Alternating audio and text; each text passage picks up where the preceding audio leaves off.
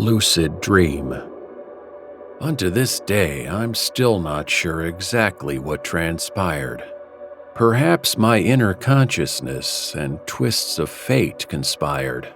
Or maybe I was swept up in a dreamlike state of mind, an altered state of cognizance that cannot be defined.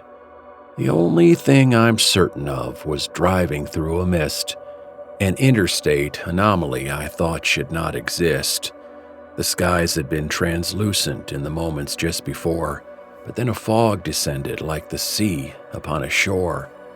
I drove on through, expecting it to dissipate and clear, a transient opaqueness that would quickly disappear.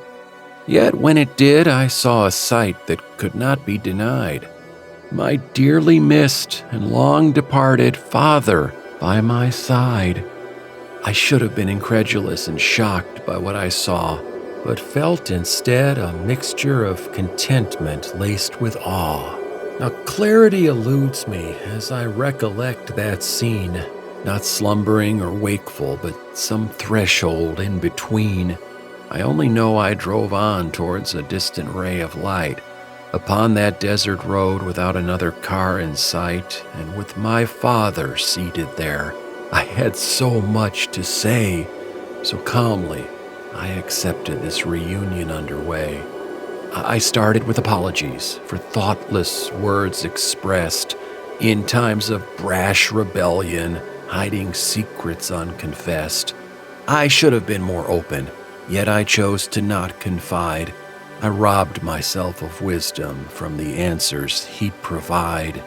I also asked forgiveness for not seeking his advice, which, lacking in discernment, cost me much too high a price. A treasure trove of knowledge and perspective was at hand. If only I'd been teachable and prone to understand. I know that it was me who grew apart and pulled away, while you were always steadfast in the love that you'd display. The consequence is hard to bear, much more since you've been gone. I oft succumbed to guilt, which leaves me sullen and withdrawn. But then to change the subject to a lighter frame of mind, I spoke about his legacy of grandkids left behind. The ones he never got to see, and children that they sired, the trouble they got into and the mayhem that transpired.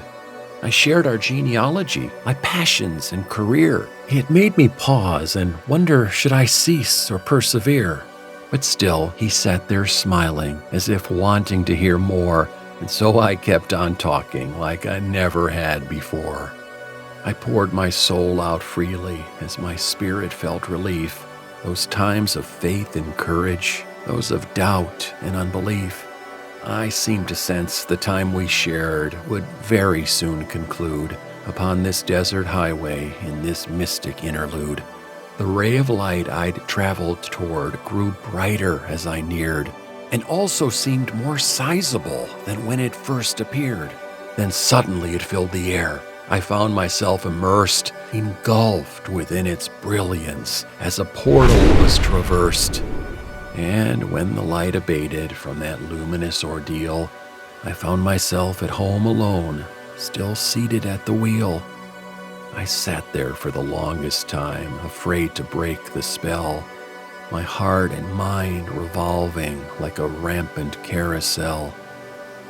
So now I sit awake some nights and wonder, was it real? A jackpot prize I garnered from some cosmic roulette wheel? A ghostly visitation from the realms that lie beyond?